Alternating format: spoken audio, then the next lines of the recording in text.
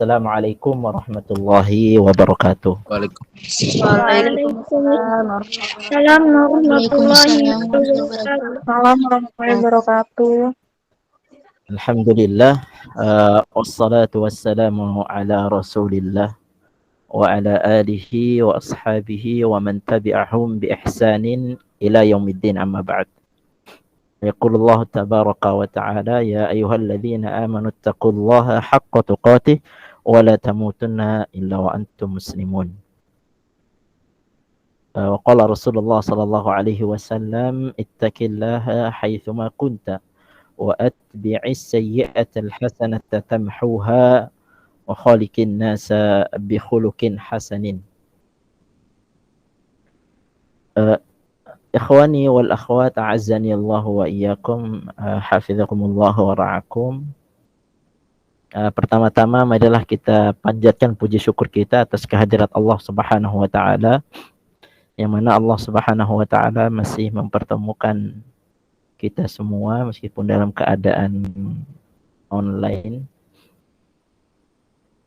Dan mudah-mudahan suatu saat nanti kita dipertemukan dalam keadaan offline, insyaallah biidznillah ta'ala. Salawat serta salam semoga tercurahkan kepada junjungan kita Nabi Muhammad sallallahu alaihi wasallam. Karena berkat beliaulah Islam ini sampai kepada kita, berkat perjuangan beliaulah dan juga berkat perjuangan beliau juga Islam ini bisa sampai kepada kita dan juga kita bisa mengenal Islam.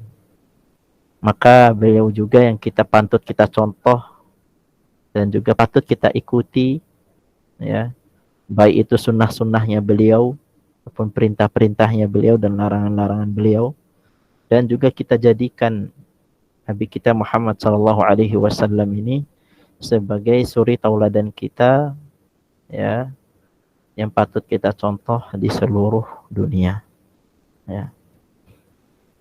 Ikhwani wal akhwat, a'azzani Allah wa iyyakum. Di sini saya akan membahas terkait tema yang mana tema ini sebenarnya tentang kajian keluarga, ya. Ya. Kajian keluarga, yaitu apa? Kriteria suami dan istri idaman. Sebenarnya ini berat sebenarnya, ya. Pembahasan ini berat sekali. Ya, ada beberapa pengurus yang minta untuk menjelaskan terkait ini juga, dan ini semestinya juga kita harus memahami, saya juga, ya, dan juga antum-antum sekalian, ya. Bagaimana sih kita memilih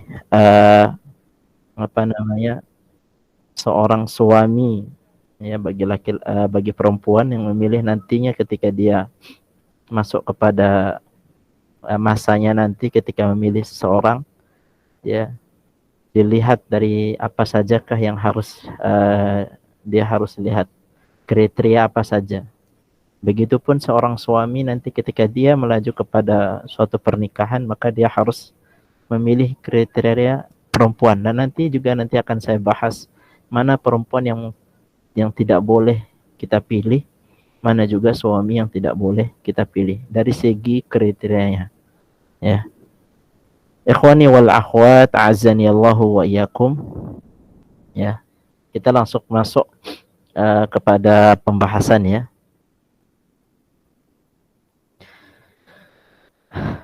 Ikhwani wal akhwat, a'azzani Allahu wa iyyakum, hafizakumullah wa ra'akum. Ini saya akan membahas kriteria suami, ya.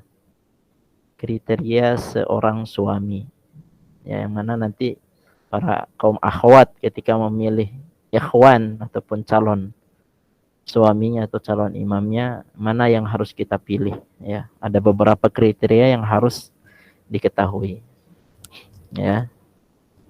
Maka yang pertama yang harus diketahui sebagai seorang istri ataupun kaum akhwat, ya, yang harus dilihat daripada kriteria calon suami, ya. Yang pertama, ya, Bentar ya.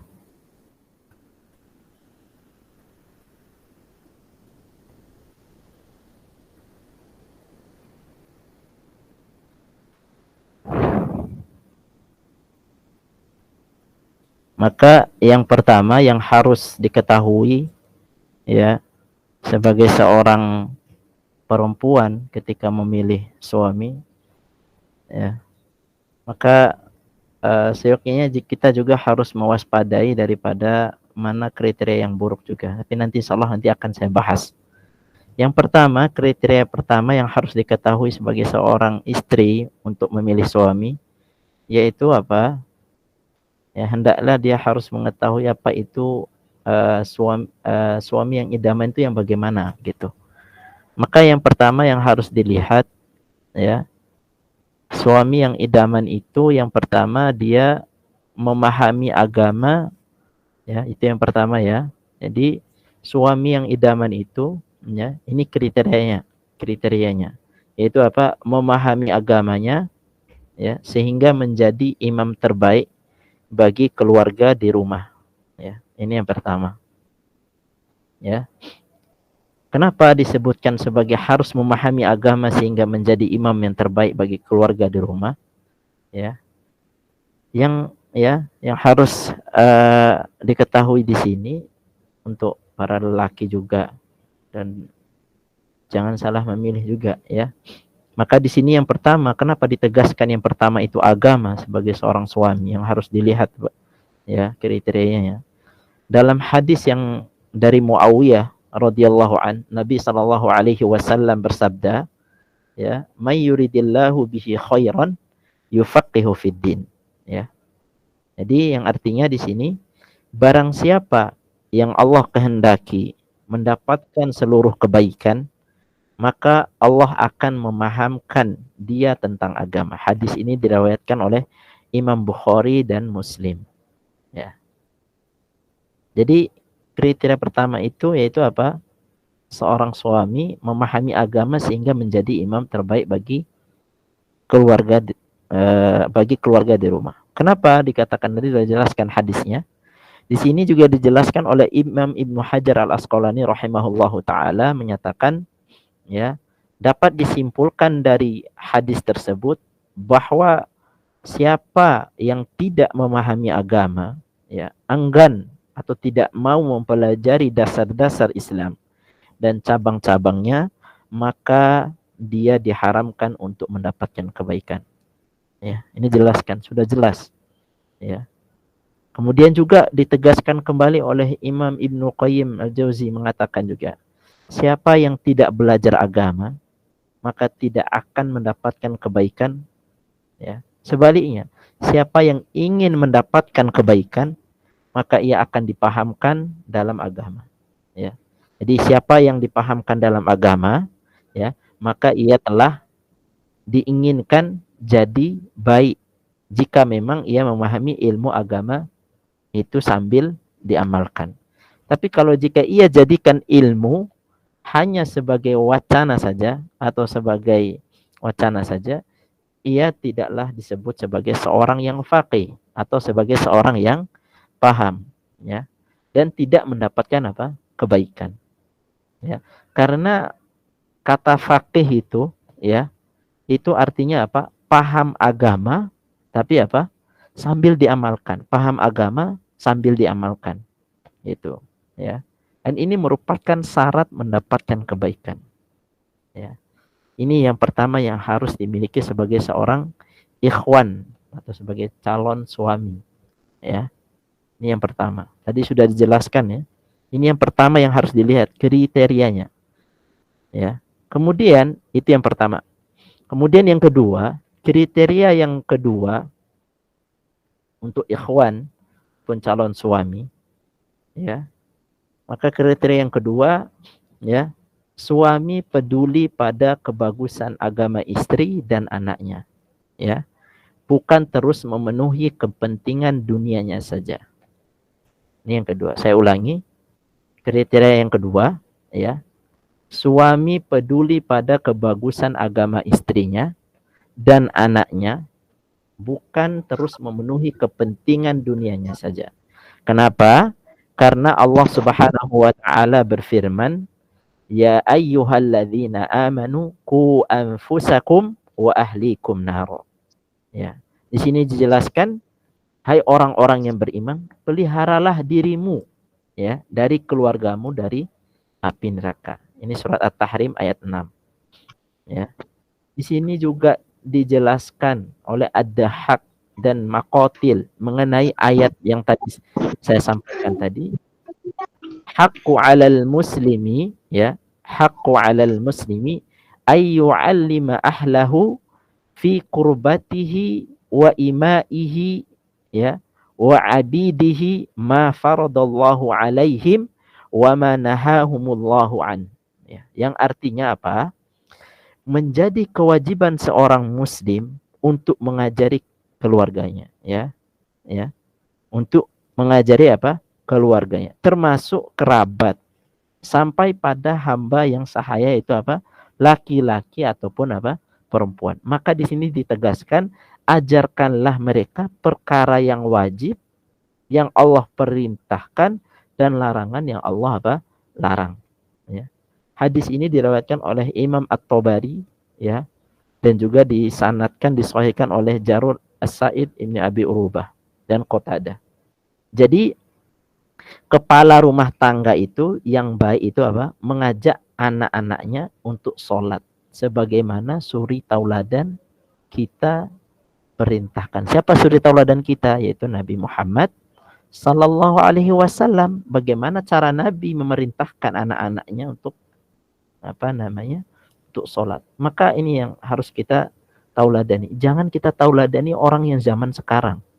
Bagaimana cara meneladani anak-anak zaman sekarang itu. Yang kita patut kita contoh, yang kita patut kita ambil daripada ya ajaran Islam itu adalah suri tauladan kita Nabi Muhammad Sallallahu Alaihi Wasallam. Coba lihat di sini, ya apa yang diajarkan oleh Nabi, ya murru auladakum bisalah, ya wahum abna'u sab'a sinin, wadribuhum 'alaiha wahum abna' asyri sinin. Jadi yang artinya perhatikanlah anak-anak kalian untuk melaksanakan apa? Salat. Ketika mereka berumur berapa? 7 tahun. Maka kalau mereka itu telah umur 10 tahun, namun mereka tidak mau atau enggan, maka pukullah mereka. Nah, ini ya salah satu apa suri tauladan Nabi ketika dia menyuruh salat. Berapa banyak orang sekarang ya enggan melakukan salat, ya. Disuruh orang tua nggak mau sholat, masih main game, masih nonton TV, melalaikan sholat. Ya, harusnya kita ikuti suri tauladan Nabi. Ya, apalagi yang sudah menikah pun juga seperti itu ketika menyuruh anak-anaknya. Ya, ikuti suri tauladan bagaimana. Ya, maka tadi sudah jelaskan kan, kalau sudah umur 7 tahun, ya, perhatikanlah anak-anak itu untuk melaksanakan sholat ketika berumur berapa? 7 tahun. Dan kalau mereka sudah umur 10 tahun tadi, ya, kemudian dia nggak mau untuk sholat atau enggan, maka pukullah mereka. Nah, di sini jelaskan wadribuhum abna'i asyras ini. Ketika memukul pun itu ada batasannya. Ya. Ada batasan. Jadi memukul itu tidak sampai mengangkat setinggi seperti ini, enggak sampai. Jadi hanya 2 jengkal saja. Misal, tapi memukulnya itu tidak pada apa? Tidak pada satu tempat, ya. Cara Nabi dulu memukul kepada anaknya enggan ketika ada anaknya yang tidak mau sholat, dia memukul tidak sampai mengangkat sampai kelihatan apa namanya, contohnya sampai seperti ini. Jadi tidak sampai tinggi. Jadi batasannya itu hanya apa namanya, hanya 2 jengkal misal dari kaki itu kita bisa lihat ya 2 jengkal atau enggak. Bisa kita contohkan itu 3 jengkal antara kaki dan tangan, ya. Jadi batasannya seperti itu. Jadi tidak, dan pukulan itu tidak sampai pada satu tempat, ya, gitu. Jadi azanillahu wa iyyakum. Jadi gitu, suri tauladan Nabi ketika dia menyuruh anak-anaknya sholat. Maka coba kita perhatikan nikmatnya. Jika rumah tangganya dibina dengan agama, sungguh nikmat, nah, sungguh itu apa namanya? Nikmat dan sejuk sekali ketika di rumah tangga itu dididik oleh para suami yang seperti ini, ya. Nabi SAW pernah menyuruh suami istri untuk sholat malam bareng. Masya Allah. Ya, ini kalau ada yang sudah menikah, ini seperti ini dibimbing, ya, suami istri untuk sholat malam bareng-bareng. Masya Allah. Sini Nabi sudah mencontohkan juga, ya. Nabi sudah mencontohkan, rahimallahu rajulan qama minal laili fa shalla wa aikada imra'atuhu fa shallat. Fa in abattu nadha fi wajhiha al-ma, ya. Wa rahimallahu imra'atan qamat minal lail fa shallat wa iqadat zawjaha fa shalla fa in aba nadhat fi wajhihi al-ma. Yang artinya, ya, semoga Allah Subhanahu wa taala merahmati seorang lelaki yang bangun di waktu malam lalu mengerjakan sholat, dan ia membangunkan istrinya lalu, ya, si istrinya tersebut mengerjakan sholat, ya. Bila istrinya enggan untuk bangun, ia percikan air di wajah istrinya. Nah, ini, ya, yang sudah masuk nanti, ya, ketika waktu dipraktekkan itu, ketika kita sudah menjadi suami istri, ya, kalau istrinya enggak bangun ketika kita diajak sholat malam, percikan aja airnya, ya, ke mukanya. Ya, ini sudah dicontohkan oleh Nabi, ya. Dan juga semoga Allah Subhanahu wa taala merahmati seseorang wanita yang bangun di waktu malam lalu mengerjakan sholat, dan ia membangunkan suami lalu suami tersebut mengerjakan sholat. Dan apabila suaminya tersebut enggan untuk bangun atau tidak mau bangun, maka percikan air itu di wajah suaminya, gitu. Ini sudah dicontohkan oleh Nabi, ya, gitu. Itu kriteria yang kedua. Sekarang kriteria, ya, yang ketiga. Apa kriteria sebagai seorang suami idaman atau sebagai seorang ikhwan? Yang ketiga yaitu memberi nafkah kepada keluarga dengan baik. Ya. Kenapa di sini dikatakan dari Muawiyah Al-Qushairi radhiyallahu an, ya, ia bertanya kepada Rasulullah sallallahu alaihi wasallam, ya, mengenai kewajiban suami pada istri. Lantas Rasulullah sallallahu alaihi wasallam itu bersabda, an tuti'i mama idza ta'imta wa taqsuha idza iktasaita aw iktasabta wala tadribil wajhi wala tuqabbih wala tahjur illa fil bait. Jadi yang artinya di sini, hadis ini, engkau memberinya makanan sebagaimana engkau makan. Kemudian juga engkau memberinya pakaian sebagaimana engkau berpakaian. Atau engkau usahakan, ya. Dan engkau tidak memukuli istrimu di wajahnya, dan engkau tidak menjelek-jelekkan serta tidak memboikotnya. Dalam rangka apa? Dalam artian di sini memboikot itu dalam rangka waktu nasihat, ya. Ya. Boikotnya itu dalam rangka nasihat selain di rumah. Hadis ini diriwayatkan Imam Abu Daud, ya. Jadi yaitu tadi kriteria yang ketiga yaitu memberi nafkah kepada keluarga dengan baik. Maka di sini menjadi pertanyaan, besaran nafkah itu seperti apa, Ustadz? Besaran nafkah itu seperti apa? Allah Subhanahu wa taala sudah dijelaskan dalam Al-Qur'an surat At-Tolaq ayat 7, liyamfiqu dzu sa'atin min sa'atihi wa man qudira 'alaihi rizquhu falyunfiq mimma atahu Allah la yukallifullahu nafsan illa ma ataha. Besaran berapa nafkah itu? Atau besaran nafkah itu seperti apa, Ustaz? Ya. Sini jelaskan dalam Al-Qur'an yang artinya tadi, hendaklah orang-orang yang mampu memberi nafkah menurut kemampuannya. Jadi menurut kemampuannya. Kalau enggak mampu ya sabar. Ya, jadi misalnya seperti ini. Suami mempunyai gaji 3 juta. Kemudian memberi nafkahnya kepada istri 2 juta. Namun istri tidak terima dengan kemampuan tersebut yang dia berikan. Dia justru menjelek-jelekkan, kemudian juga memintanya lebih. Ya, maka tadi sudah dijelaskan. Sebagai seorang suami ini juga harus dipahami, adalah orang yang mampu memberi nafkah menurut kemampuannya, yang dia mampu itu. Jangan dia mampunya segitu justru kita marah-marahi, justru kita tidak bersyukur dengan apa yang diberikan oleh seorang suami. Dan orang yang disempitkan rezekinya, dilanjutkan tadi yang arti daripada ayat Quran surat At-Tolak tadi, hendaklah memberi nafkah di harta yang diberikan oleh Allah kepadanya. Allah tidak memikulkan beban kepada seorang melainkan sekedar apa yang Allah berikan kepadanya. Ya. Kenapa di situ dijelaskan?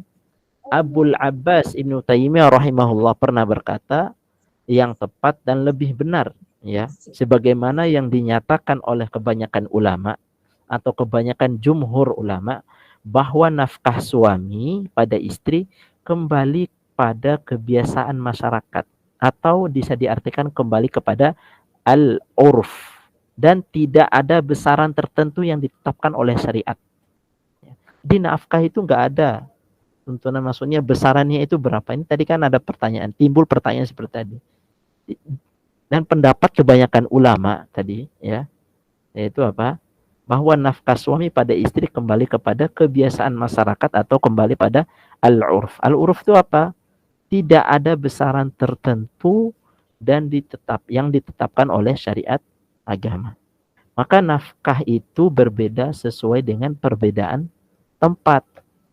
Bisa juga sesuai dengan perbedaan zaman atau juga keadaan suami istri dan adat yang ada, ya. Jadi itu sebenarnya kalau nafkah itu tidak ada besaran tertentu yang ditetapkan oleh syariat, ya. Itu besaran nafkahnya. Kemudian juga timbul pertanyaan, bagaimana jika suami tidak memberi nafkah? Ya, timbul pertanyaan, ya. Maka di sini jelaskan dari Aisyah radhiyallahu anha, ia berkata bahwa Hindun binti Utbah, istri daripada Abu Sufyan, telah datang berjumpa Rasulullah Shallallahu Alaihi Wasallam. Sesungguhnya Abu Sufyan itu orang yang sangat pelit, ya. Ia tidak memberi kepadaku nafkah. Jadi Hindun ini mengadu kepada Rasulullah bahwa Abu Sufyan ini pelit, dia nggak mengasihkan nafkahnya, ya. Kemudian ia tidak memberi kepadaku nafkah yang mencukupi dan mencukupi anak-anaknya, sehingga membuatku mengambil harta tanpa sepengetahuannya. Jadi Hindun ini mengadu kepada Rasulullah bahwa Abu Sufyan itu tidak memberikan nafkahnya, ya. Kemudian bahkan tidak memberikan nafkah kepada anak-anaknya juga, sehingga pada waktu dia pelit, ya, akhirnya dia mengambil daripada harta daripada suaminya tanpa sepengetahuan suami. Nah, apakah berdosa jika melakukan seperti itu? Itu akan timbul pertanyaan. Nabi Shallallahu Alaihi Wasallam bersabda, "Khudhi min malihi bil ma'ruf ma yakfika wa yakfi banika."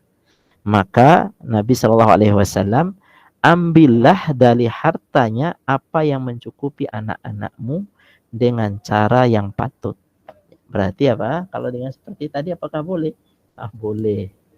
Nanti sudah jelaskan, ya, ambillah dari harta apa yang mencukupi anak-anakmu dengan cara yang patut, ya. Itu kriteria yang ketiga untuk suami, ya. Sekarang kriteria yang keempat, ya, untuk seorang suami dan ikhwan, berusaha meluangkan waktu untuk istri dan anak-anaknya, ya. Maka di sini jelaskan, lihatlah bagaimana Rasulullah Shallallahu Alaihi Wasallam itu meluangkan waktu untuk istrinya, ya. Aisyah radhiyallahu anha bercerita, annaha kanat ma'an Nabi sallallahu alaihi wasallam fi safari, qalat fasabbaqathu ala rijlayya falamma hamaltuhu al-lahma sabaqathu fasabbaqani faqala hadhihi bitilka as-sabiqah. Ya, ini dijelaskan, ya. Jadi Aisyah itu pernah bersama Nabi sallallahu alaihi wasallam dalam safar. Kemudian Aisyah itu lantas berlomba lari bersama beliau, ya. Dia mengalahkan Nabi Shallallahu Alaihi Wasallam. Tatkala Aisyah sudah bertambah gemuk, kemudian ia mengajak berlomba lagi bersama Rasulullah SAW. Namun dikala itu Aisyah radhiyallahu anha kalah. Lantas Nabi Shallallahu Alaihi Wasallam bersabda, apa balasannya? Ini balasan untuk kekalahanku dahulu.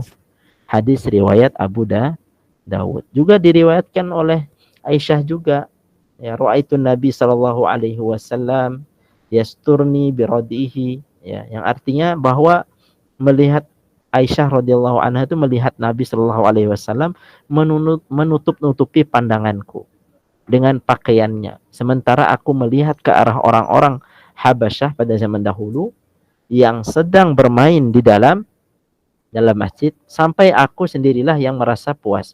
Karenanya sebisa mungkin kalian bisa seperti gadis belia yang suka bercanda.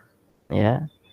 Ini ya. Jadi harus sebagai seorang suami harus bisa berusaha meluangkan waktu untuk istri dan anaknya. Tapi sekarang berapa banyak faktanya, sekarang banyak yang sibuk dengan dunia sehingga apa? Dia tidak berusaha untuk meluangkan waktunya kepada istri dan anaknya. Maka tadi dijelaskan sebisa mungkin kalian bisa seperti seorang gadis. Gadis ini yaitu seperti Aisyah radhiyallahu anha. Ya, yang disukai oleh Rasulullah sallallahu alaihi wasallam. Yaitu kriteria yang keempat. Yang kelima, banyak memaklumi kekurangan satu sama lain dan terus memperbaiki diri. Ya. Dari Abu Hurairah radhiyallahu anhu, Rasulullah sallallahu alaihi wasallam bersabda, "La yafraqu mu'minun mu'minatun in kariha minha khulqan radiya minha akhar." Yang artinya apa? Janganlah seorang mukmin membenci seorang mukminah, atau janganlah seorang laki-laki membenci seorang perempuan jika si pria tersebut tidak menyukai suatu akhlak pada si perempuan tersebut. Maka hendaklah ia melihat sisi lain yang diridhoi oleh Allah, atau mereka hendaklah ia melihat sisi lain yang ia ridhoi. Hadis ini diriwayatkan Imam Muslim. Jadi yang artinya ketika dalam satu rumah tangga pada suami istri, ya, maka harusnya memaklumi kekurangan. Misal istri punya kekurangan, ya, dalam hal apa misalnya, ya, maka sebagai seorang istri juga harus memaklumi kekurangan itu. Begitupun seorang suami ketika istrinya, ya, memiliki kekurangan di dalam bidang apa bisnis dan lain sebagainya, maka harus dimaklumi, ya.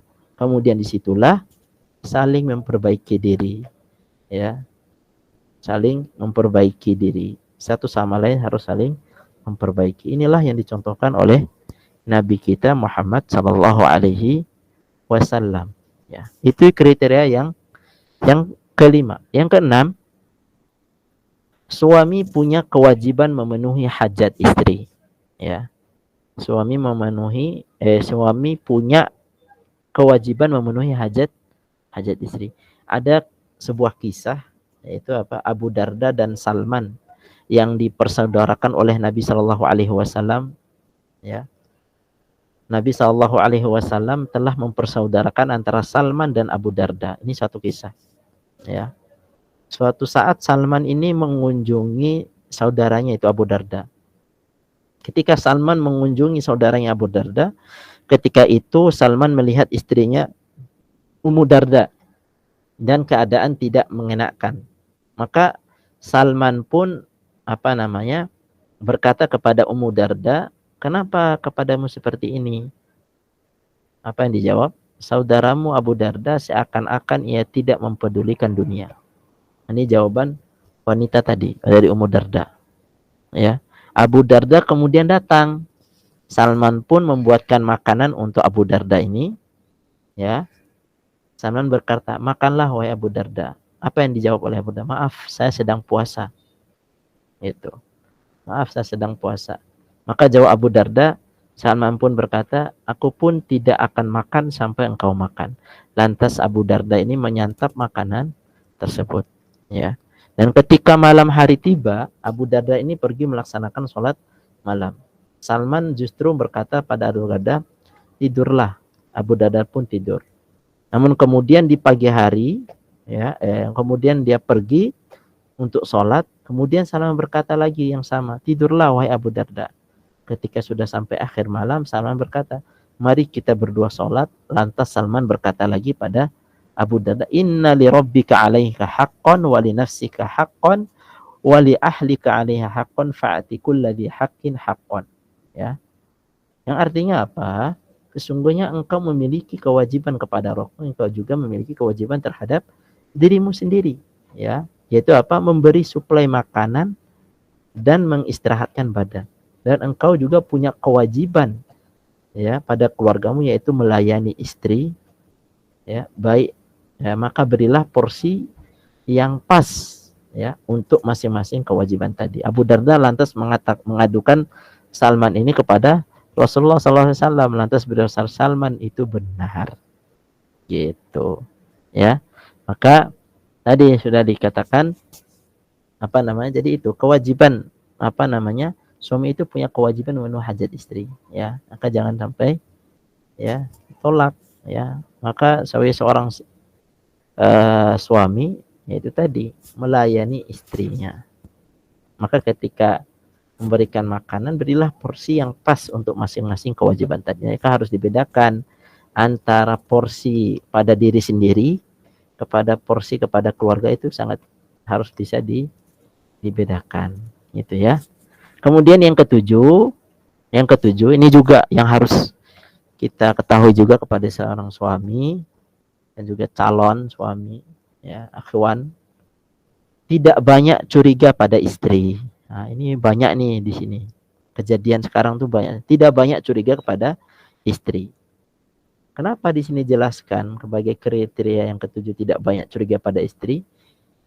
Inilah mengapa Rasulullah SAW mengajarkan agar suami itu tidak terlalu penuh curiga ketika ia meninggalkan istrinya lalu datang dan ingin mengungkap aib-aibnya. Maka di sini sabda Nabi SAW, "Idza qadima ahadukum lailan ya, fala ya'tiyani ahlahu turuqan hatta tastahiddal aibatu wa tamtashittal sya'ithah." Ya, yang artinya di sini, jika salah satu atau jika salah seorang dari kalian datang pada malam hari, maka janganlah ia mendatangi istrinya ya. Maka berilah kabar terlebih dahulu, atau dalam artian berilah kabar terlebih dahulu, agar wanita yang ditinggal suaminya ya, mohon maaf ya tadi, hatta tastahiddal aibatu wa tamtashittu sya'ithah ya. Jadi dalam artian di sini, jadi ada seorang dari kalian datang pada malam hari, maka janganlah ia mendatangi istri orang, jangan didatangi, maka harus dikabari dulu terlebih dahulu, agar wanita yang ditinggal suaminya itu, ini dalam artian hatta ya, tastahiddal aibatu wa tamshitu, ini artinya apa? Agar wanita yang ditinggal suaminya itu mencukur ya bulu kemaluannya ya, afwannya ini agak vulgar, dan menyisir rambutnya. Hadis riwayat Bukhari, hadis ya, bukan perkataan saya. Ini hadis ya. Jadi kalau ada seorang kalian datang pada malam hari, maka janganlah ia mendatangi istrinya. Dalam artian berilah kabar terlebih dahulu agar wanita itu yang ditinggal oleh suaminya itu untuk mencukur bulu kemaluannya, kemudian juga dan menyisir rambutnya. Ini hadis, bukan perkataan saya. Ya, afwan agak vulgar. Dan di sini juga dari Jabir bin Abdullah radhiyallahu an, naha Rasulullah sallallahu alaihi wasallam yatuqur rajulu ahluhu lailan yatahawwanunahum aw yaltamisu atharatihim. Ya. Sini Rasulullah sallallahu alaihi wasallam melarang seseorang mendatangi istrinya di malam hari untuk mencari-cari tahu apakah istrinya ini berkhianat kepadanya atau untuk mencari-cari kesalahan. Ingat ya, Rasulullah sudah melarang dalam hadis. Naha Rasulullah sallallahu alaihi wasallam ayyatrukar rajula ahlahu lailan yatakhawwafunahum aw yaltamisu atharatih. Jadi Rasulullah SAW melarang seorang mendatangi istrinya di malam hari untuk mencari-cari tahu apakah istrinya ini berkhianat kepadanya atau untuk mencari kesalahan. Maka hadis semacam ini, kata Al-Muhallab, adalah dalil yang menunjukkan terlarang mencari-cari kesalahan dalam kelengahan istri. Ya, karena ini adalah bagian dari fitnah yang termasuk berburuk sangka padanya. Ya, jadi ingat ya, hadis ini menjelaskan, dalil ini menjelaskan, menunjukkan terlarang mencari-cari kesalahan dan kelengahan seorang istri, karena ini adalah bagian dari fitnah dan termasuk berburuk sangka padanya. Gitu ya. Jadi inilah daripada 7 kriteria suami idaman yang ada pada diri seorang suami atau diri pada ikhwan sekalian ataupun calon suami. Itu yang pertama. Sekarang kita beralih kepada kriteria sebagai seorang wanita. Ya. Bagaimana kriteria wanita idaman? Oke. Ini ya. Maka di sini yang perlu kita ketahui itu tadi kriteria ikhwan ataupun calon suami ataupun suami yang harus ada pada diri seorang laki-laki, ya. Maka setelah tadi sudah kita mengkaji siapakah pria yang mesti kita yang kita pilih, ya, nanti juga akan saya jelaskan juga siapa pria yang mesti kita jauhi dan tidak dijadikan idaman. Nanti akan saya jelaskan juga, ya. Maka ini kita akan membahas yang spesial, ya, akan membahas terkait wanita siapa yang pantas, ya, menjadi wanita idaman atau kriteria wanita idaman itu ya bagaimana? Bagaimana kriterianya? Ini sangat perlu sebelum melangkah kepada jenjang pernikahan, ya. Maka sehingga seorang laki-laki itu tidak salah dalam memilih juga. Wanita juga tadi tidak salah memilih laki-laki, gitu. Jadi yang pertama, kriteria pertama yang harus dimiliki oleh seorang perempuan atau calon istri yaitu memiliki agama yang bagus, ya. Memiliki agama yang bagus, ya. Kenapa agama yang bagus? Inilah yang harus jadi kriteria pertama sebelum kriteria yang lain, ya. Jadi tentu saja, ya, wanita idaman itu memiliki akidah yang bagus. Bukan memiliki bukan malah akidah yang salah jalan. Maka seorang wanita yang baik agamanya, ya, tentu saja tidak suka membaca ramalan-ramalan. Tidak suka membaca ramalan-ramalan. Ya, ramalan-ramalan bintang seperti zodiak atau sio. Nah, ya. Karena ini tentu saja menunjukkan rusaknya akidahnya bagi seorang wanita tersebut. Jadi membaca ramalan-ramalan bintang kayak di sinetron tuh, ya, yang suka nonton sinetron, ya. Ramalan-ramalan itu sama halnya dengan mendatangi tukang ramal, ya. Bahkan ini lebih parah dikarenakan tukang ramal sendiri yang datang ke rumahnya dan dia bawa melalui majalah yang memuat berbagai ramalan bintang setiap pekan atau setiap bulannya. Maka di sini jika cuma sekedar membaca ramalan tersebut, Rasulullah Shallallahu Alaihi Wasallam mengatakan, man ata'arrafan fas'allahu an syai' lam tuqbal lahu salatun arba'ina lani. Pecinta sinetron, ya. Di sinetron tuh banyak tuh, ya. Lihat ramalan-ramalan seperti bintang dan bulan. Ya. Ini Rasulullah SAW mengatakan seperti tadi. Barang siapa yang mendatangi tukang ram. Jadi orang yang ramalan-ramalan seperti tadi, contoh ramalan-ramalan seperti tadi itu, seperti ramalan-ramalan bintang, bulan, ya, kata Nabi, itu sama dengan orang yang mendatangi tukang ramal. Jadi barang siapa yang mendatangi tukang ramal, lalu ia bertanya mengenai sesuatu, maka sholatnya tidak diterima selama 40 malam. Ya. Selama berapa? 40 malam. Maka jika sampai membenarkan ramalan tersebut tadi, lebih parah lagi akibatnya. Karena Rasulullah SAW juga menegaskan lagi, man ata kahinan au arrafan fasaddaqahu bima yaqul faqad kafara bima unzila ala Muhammad. Jadi barang siapa yang mendatangi dukun atau tukang ramal lalu ia membenarkan apa yang mereka katakan, maka ia telah kufur pada Al-Qur'an yang diturunkan pada Nabi kita Muhammad sallallahu alaihi wasallam. Ya. Begitu pula, ya, dia harusnya paham tentang hukum-hukum Islam yang berkenan dengan dirinya dan juga untuk mengurus keluarganya nanti. Karena Rasulullah Shallallahu Alaihi Wasallam juga memerintahkan seorang laki-laki atau seorang pria yang memilih perempuan yang baik agamanya. Beliau bersabda seperti ini, tungkahul mar'atu li arba'i maliha wa li hasabiha wa jamaliha wa li diniha fadfar bidzatad din taribat yadak. Jadi perempuan itu dinikahi karena 4 faktor, yaitu yang pertama agamanya, yang kedua martabatnya, kemudian harta dan kecantikannya. Ya, harta dan kecantikan. Jadi pilihlah perempuan yang baik agamanya. Jika tidak, niscaya engkau akan menjadi orang yang merugi. Jadi sangat merugi kalau orang tidak memilih ya hanya cantiknya saja, hartanya kaya, martabatnya tinggi. Tapi apa? Agamanya tidak paham sama sekali. Sholat pun nggak paham. Praktek sholat pun nggak bisa. Bagaimana cara membimbing anak-anaknya nanti ke depan?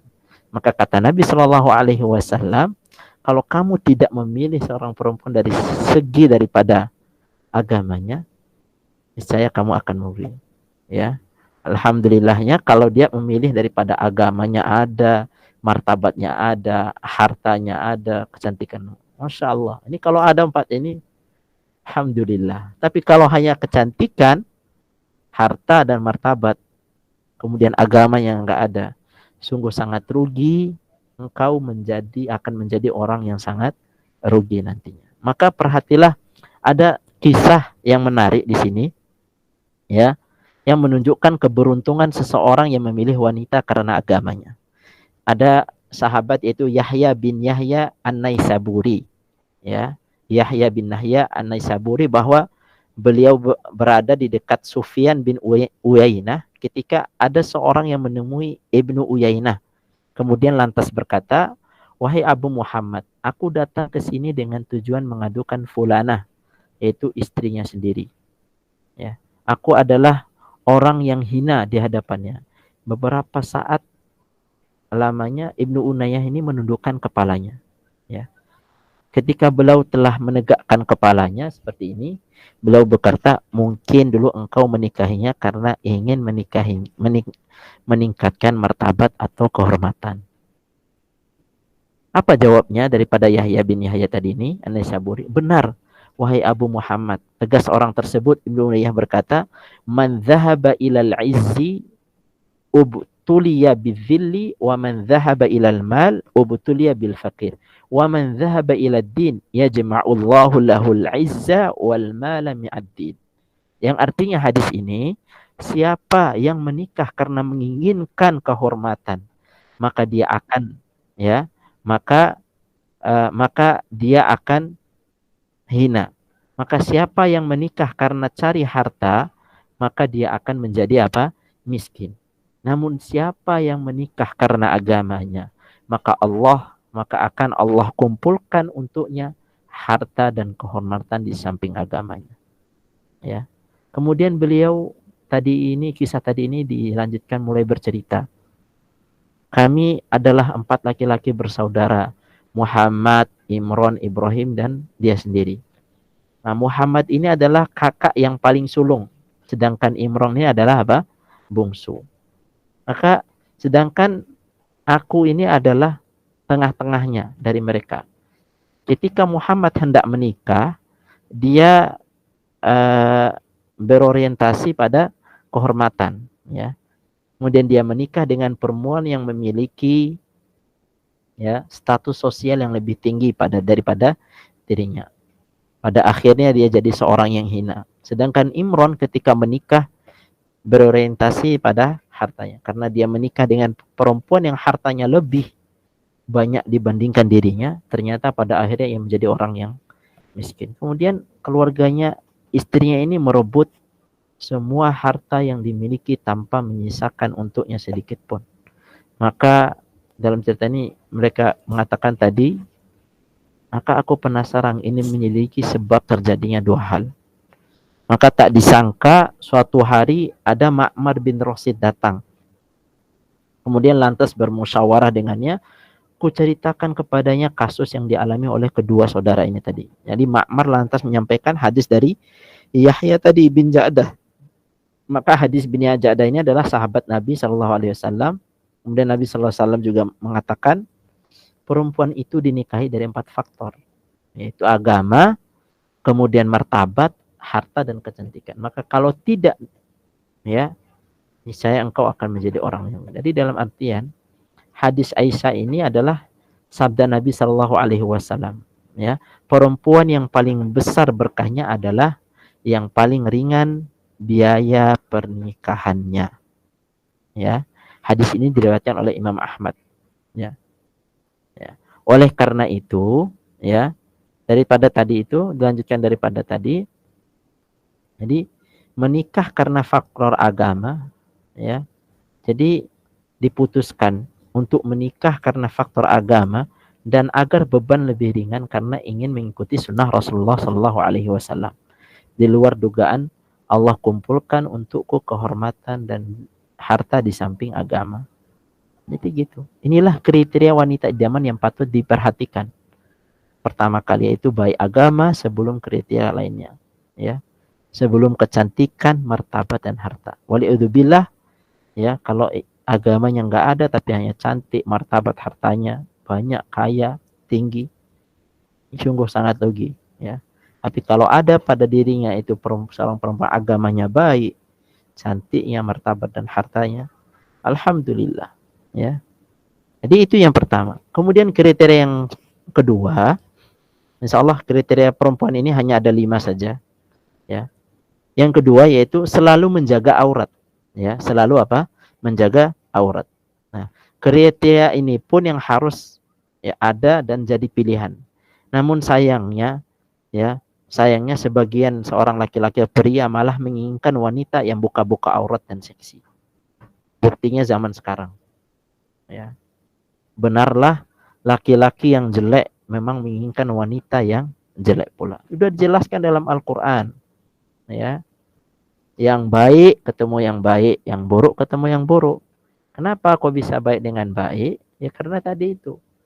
Dia menjalankan sesuai apa yang dicontohkan oleh Nabi, tidak melalui pacaran, harus 2 tahun dulu, kemudian harus tidak ada contohnya dari Nabi. Ya. Maka orang yang seperti ini dan cara-cara seperti ini nanti akan ketemu dengan orang yang buruk pula. Ya. Tadi sudah jelaskan at-thayyibatu lit-thayyibina wat-thayyibuna lit-thayyibat. Al-khabithatu lil-khabithina wal-khabithuna lil-khabithat. Dalam surat An-Nur sudah jelaskan. Yang baik ketemu yang baik, yang buruk ketemu yang buruk. Maka ingatlah, sangat bahaya jika seorang wanita yang berpakaian namun telanjang dijadikan pilihan oleh seorang pria atau calon suami. Karena Rasulullah SAW bersabda, sinfani min ahlin nar, lam arhuma qaumun ma'ahum siyatun ka'adnabil baqar. Yadribuna bihan nas wa nisaan kasiyatun ariyatun mumilatun ma'ilatun ru'usahunna ka'simatil buhti ma'ilatun la yudkhuluna al-jannah wala yajidna rihaha wa in yajidha la yujadu min masiratan kadza wa kadza. Ada dua golongan dari penduduk neraka yang belum pernah aku lihat, kata Nabi sallallahu alaihi wasallam. Satu kaum yang memiliki cambuk seperti ekor sapi untuk memukul manusia. Dan yang kedua, para wanita yang berpakaian tapi telanjang. Artinya apa? Wanita yang berpakaian telanjang berlenggak-lenggok, ya, kepala mereka seperti punuk unta yang miring. Ya. Wanita seperti itu tidak akan masuk surga dan tidak akan mencium baunya. Walaupun baunya itu apa tercium selama perjalanan sekian dan sekian.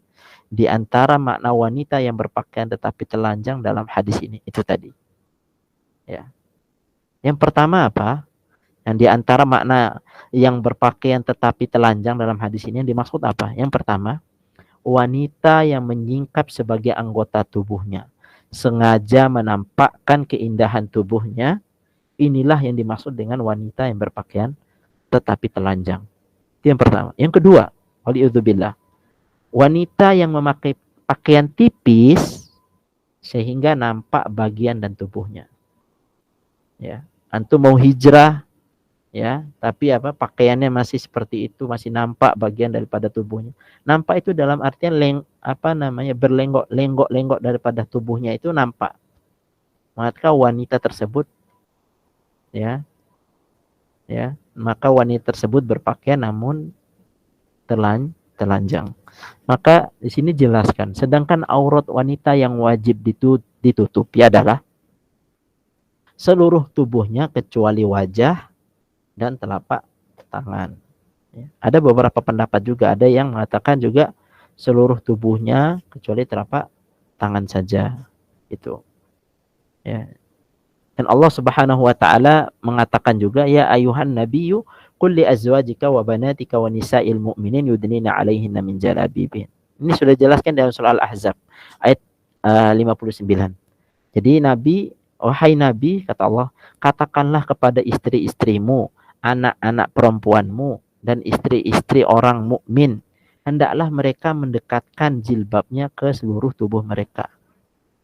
Yang demikian itu supaya mereka lebih mudah untuk dikenal karena mereka tidak diganggu. Dan Allah adalah Maha Pengampun lagi Maha Penyayang. Jadi bukanlah penutup wajah, namun jilbab adalah kain yang dipakai oleh wanita setelah memakai himar. Sedangkan himar adalah penutup kepala. Allah juga berkata, wa kullil mu'minina yaghdudna min absarihin. Ya, katakanlah kepada wanita, hendaklah kalian menahan pandangannya, wa yahfadna furujahun, dan kemaluannya, wala yubnina zinatahun, dan janganlah kalian mereka menampakkan perhiasannya, illa ma dhuhara minha, kecuali yang biasa nampak daripadanya. Hadis ini, surat ini ditegaskan dalam surat An-Nur ayat 30. Maka berdasarkan tafsiran Ibnu Abbas, Ibnu Umar, Al-Atta bin Abu Raba'ah, dan Al-Mahqul Al-Dimashqi, bahwa yang boleh ditampakkan adalah wajah dan kedua telapak tangan saja. Ya. Itu yang kedua, kriteria seorang istri yang kedua. Ya, calon istri. Kemudian kriteria yang ketiga, berbusana dengan memenuhi syarat pakaian yang syar'i. Ya. Berbusana dengan memenuhi syarat pakaian yang syar'i. Maka wanita yang menjadi idaman juga sepatutnya memenuhi beberapa kriteria busana. Ya. Maka dari berbagai dalil dan as-sunnah, syarat yang pertama itu ya, menutupi seluruh tubuh, ya, termasuk kaki kecuali wajah dan telapak tangan. Itu yang pertama syaratnya. Ya, jadi syarat daripada berbusana dengan memenuhi syarat pakaian yang syar'i, syarat yang pertama menutupi seluruh tubuh termasuk kaki kecuali wajah dan telapak tangan. Yang kedua, bukan memakai pakaian untuk berhias diri. Ya, karena Allah Subhanahu wa taala itu berfirman, wa qarna fi buyutikunna wa la tabarrujna tabarrujal jahiliyatil. Dan hendaklah kamu tetap di rumahmu dan janganlah kamu bertabarruj seperti orang-orang jahiliyah. Al-Ahzab ayat 30. Maka di sini Abu Ubaidah itu mengatakan tabarruj itu adalah apa? Menampakkan kecantikan dirinya. Ya. Az-Zujaj itu mengatakan tabarruj itu adalah menampakkan perhiasan dan setiap hal yang dapat mendorong syahwat atau godaan bagi kaum laki-laki ataupun pria. Itu syarat yang kedua. Syarat yang ketiga longgar. Longgar itu apa? Tidak ketat dan tidak tipis. Sehingga tidak menggambarkan bentuk lekuk tubuh. Sekarang banyak. Ya. Contoh kain yang sekarang tipis. Terus menggambarkan bentuk lekuk tubuh. Nah, ini bukan pakaian yang syar'i. Ya. Jadi dalam artian pakaian syar'i itu yang syarat yang ketiga. Longgar, tidak ketat, dan tidak tipis. Sehingga tidak menggambarkan bentuk lekuk tubuh. Itu syarat yang ketiga. Yang keempat, tidak diberi wewangian. Nah, ini penting nih bagi wanita nih suka. Ya. Syarat yang keempat, tidak diberi wewangian dan atau parfum. Kenapa? Karena di sini jelaskan dari Abu Musa Al-Asy'ari bahwasanya dia berkata, Rasulullah SAW bersabda, ayyuma imro'atan ista'tarat famarrat ala qaumin liyajidu min rihiha fahiya zaniyah. Jadi dalam artinya, seseorang perempuan yang mengenakan wewangian lalu melalui atau berjalan sekumpulan daripada laki-laki agar mereka mencium bau harum yang dia pakai, maka perempuan tersebut adalah seorang apa? Pelacur. Ini hadis ya, bukan perkataan ana. Ya. Di sini jelaskan dari Yahya bin Ja'dah, di masa pemerintahan Umar itu bin Khattab ada seorang perempuan yang keluar rumah dengan memakai wangian di tengah jalan. Kemudian Khalifah Umar bin Khattab ini mencium bau harum dari perempuan tersebut. Maka Umar bin Khattab ini pun memukulinya dengan tongkat. Bayangkan kalau Umar bin Khattab pada zaman sekarang ada, ya kalau dia cium itu dipongkot pakai tongkat, itu gimana rasanya? Khulafaur Rasyidin. Umar itu adalah salah satu Khulafaur Rasyidin yang ketika ada sesuatu amar ma'ruf nahi mungkar ataupun nahi mungkar, ya dia bergegas langsung mencegahnya. Nah, kalau itu ada zaman sekarang, ya kita nggak tahu ya. Maka setelah itu Umar bin Khattab itu bersabda, takhrujanna mutibat fajidur rijal rikahinna wa innama qulubur rijal inda anwafihim akhrijun natafalat. Dalam artian, kalian para perempuan keluar rumah dengan memakai wangian sehingga para laki-laki itu mencium bau harum kalian. Sesungguhnya ya, hati laki-laki itu ditentukan oleh bau yang dicium oleh hidungnya. Keluarlah kalian dari rumah dengan tidak memakai wangian. Ini perkataan siapa? Umar, Khulafaur Rasyidin, Umar bin Khattab. Ya. Maka dari Ibrahim juga, ya, Umar bin Khattab ini memeriksa shaf pada waktu itu ya, sholat jamaah. Shaf sholat jamaahnya perempuan. Kemudian beliau ini mencium bau harum dari kepala seorang perempuan. Bayangkan kalau itu ada di zaman sekarang. Ketika yang imam Umar bin Khattab, terus dia cek jamaah perempuannya, terus dia mencium bau harum tersebut. Apa yang dikatakan oleh Umar ini? Ya, seandainya aku tahu siapa di antara kalian yang memakai wangian, niscaya aku akan melakukan tindakan demikian dan demikian. Maka apa kata Umar bin Khattab? Hendaklah kalian memakai wangian untuk suaminya. Maka jika keluar rumah, hendaknya memakai kain jelek yang biasa-biasa aja. Yang mana itu dipakai oleh para budak perempuan. Maka sahabat Ibrahim ini mengatakan, aku mendapatkan kabar bahwa perempuan yang memakai wangian itu ya sampai ngompol karena takut dengan Umar bin Khattab. Ya. Jadi pas waktu sholat, ya Umar itu kan ngecek shaf. Sahabat Umar bin Khattab itu sedang ngecek shaf. Tiba-tiba dia mencium wangi daripada perempuan itu. Ya. Ya. Nah, yang disaksikan juga dengan sahabat Ibrahim tadi yang mengatakan dia dapat kabar bahwa perempuan yang memakai wangian tadi itu dia ngerasa ketakutan dengan adanya Umar bin Khattab tadi ketika dia mengecek shaf tadi. Gitu. Sampai apa? Sampai ngompol. Gitu. Gitu. Itu kalau ada zaman Umar sekarang ini, Masya Allah, lebih ngeri lagi. Ya. Itu yang keempat. Yang kelima, syarat yang kelima, tidak menyerupai pakaian pria atau pakaian non muslim, ya, tidak menyerupai pakaian pria ataupun non muslim. Maka di sini dari Ibnu Abbas radhiyallahu an, la'ana Nabi sallallahu alaihi wasallam al-mukhannatsina minar rijal wal mutarajjilati minan nisa.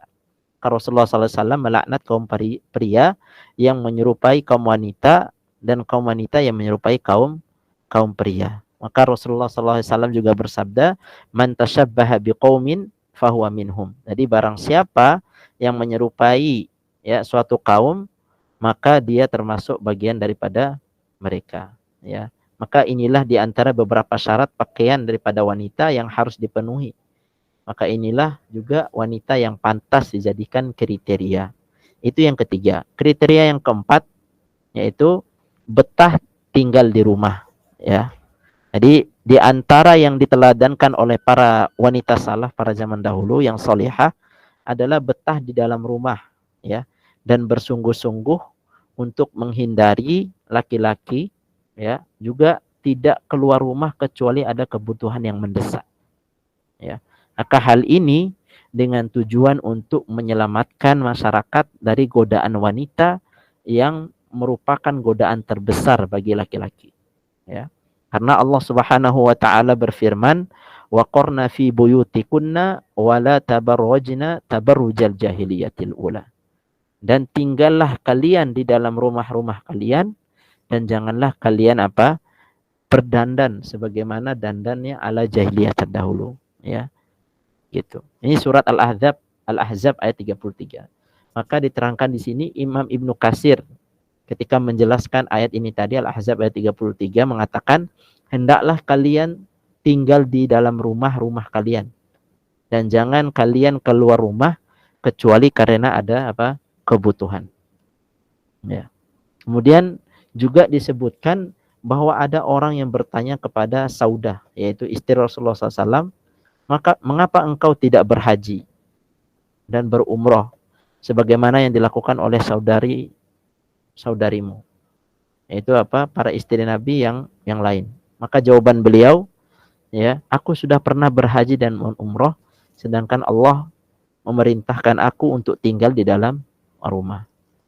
Maka seorang perawi ini mengatakan, demi Allah, beliau tidak pernah keluar dari pintu rumahnya kecuali ketika jenazahnya dikeluarkan untuk dimakamkan.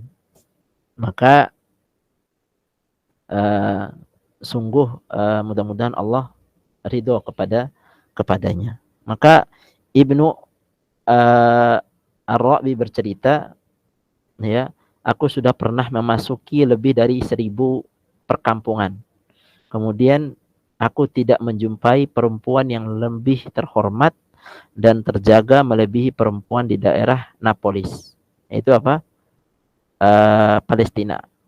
Tempat Nabi Ibrahim dilemparkan ke dalam api. Maka selama aku tinggal di sana, aku tidak pernah melihat perempuan di jalan saat siang hari kecuali pada hari Jumat. Tapi kalau sekarang kan wah berkeluyuran di mana-mana, ya. Pada hari itu para perempuan pergi ke masjid untuk ikut sholat Jumat, sampai masjid penuh dengan para perempuan. Begitu sholat Jumat berakhir, mereka segera pulang ke rumah mereka masing-masing. Dan aku tidak melihat satupun perempuan hingga hari Jumat berikutnya. Nah, ini kisah daripada Ibnu Ar-Rabi bercerita. Ya, dia datang ke kampung Palestina sana, ya. Kemudian di situ selama dia tinggal di sana itu dia nggak pernah lihat perempuan jalan pada siang hari, kecuali hanya hari Jumat. Dan itu pun kalaupun perempuan itu pun ke masjid untuk ikut sholat. Dan waktu Jumat itu ya, sampai waktu itu sholat Jumat itu penuh dengan perempuan. Nah, begitu sholat Jumat sudah selesai, mereka itu kaum perempuan itu apa? Pulang ke rumahnya mereka masing-masing. Dan begitupun Ibnu Ar-Rabi ini melihat daripada kampung tersebut pada Jumat setelahnya, gitu. Karena Nabi Shallallahu Alaihi Wasallam juga bersabda, ya, sesungguhnya perempuan itu aurat, ya. Jika dia keluar rumah maka setan menyambutnya, ya, keadaan perempuan yang paling dekat, ya, yang paling dekat dengan wajah Allah adalah ketika dia berada dalam rumahnya. Jadi ketika dalam keadaan seperti ini, ya, siapapun, ya, ini tadi sudah jelaskan, jangan takut, ya, betah di rumah itu lebih bagus untuk menjaga daripada hak-hak daripada perempuan.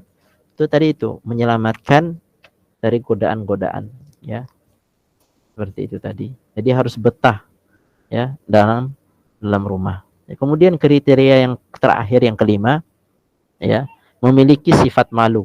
Nah, ini harus ada dalam diri seorang perempuan ataupun calon istri, ya, ataupun seorang perempuan memiliki sifat malu. Rasulullah Shallallahu Alaihi Wasallam bersabda, al-haya'u la ya'ti illa bi khairin, ya, yang artinya rasa malu itu tidaklah mendatangkan kecuali apa? Kebaikan. Maka kriteria ini juga, ya, semestinya ada pada wanita yang idaman atau pada istri idaman. Ya, contohnya ada, contohnya itu adalah ketika bergaul dengan pria, ya, wanita yang baik seharusnya memiliki sifat yang malu yang sangat, ya, sangat harus ada. Maka kita harus perhatikan contoh yang bagus dari wanita di zaman Nabi, yaitu Nabi Musa alaihi salam. Allah Subhanahu wa taala ini sudah mengisahkan dalam Al-Qur'an dalam surat Al-Qasas ayat 23-24. Ya, nanti bisa dilihat. Ya, saya hanya baca artinya saja. Ya, dan tatkala ia sampai di sumber air negeri Madian, ya, kemudian dia menjumpai di sana sekumpulan orang yang sedang meminumkan. Meminumkan itu dalam artian meminumkan ternaknya. Dan Nabi Musa ini menjumpai di belakang orang banyak itu tadi 2 orang wanita yang sedang menghambat ternaknya. Kemudian Musa ini berkata, "Apa maksudmu dengan berbuat tadi itu?" Ya. Nah, kemudian apa? Kemudian kedua wanita itu menjawab, ya. Kemudian wanita itu menjawab, "Kami tidak meminumkan atau tidak meminumkan ternak kami sebelum pengembala-pengembala itu memulangkan ternaknya. Sedang bapak kami adalah orang tua yang telah lanjut umurnya, atau telah lanjut usianya." Maka Musa memberi minum ternak itu untuk apa? Untuk menolong keduanya daripada perempuan tersebut. Ini kisah daripada surat Al-Qasas. Maka kita harus lihat bagaimana bagusnya sifat kedua wanita ini. Mereka malu berdesak-desakan dengan kaum laki-laki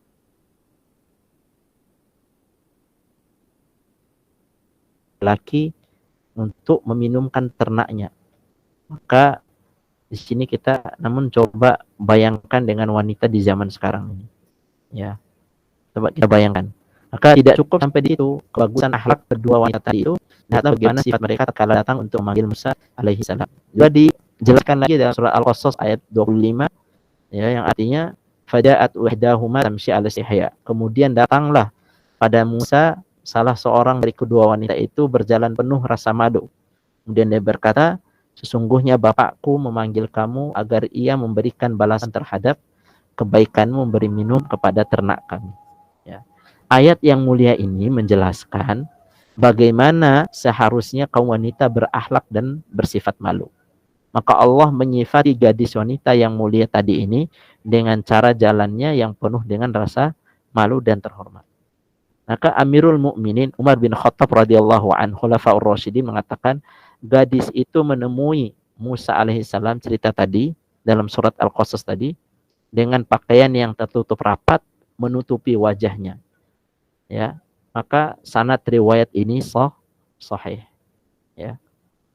Maka kisah ini menunjukkan bahwa seharusnya wanita selalu memiliki sifat malu ketika bergaul dengan lawan jenis. Ketika berbicara dengan mereka dan ketika apa? Berpakaian. Maka inilah yaitu apa? Kriteria seorang wanita ataupun perempuan yang semestinya jadi idaman. Ya. Istri yang idaman. Namun kriteria ini ya, ya baru sebagian saja, masih ada lagi kriteria yang lainnya.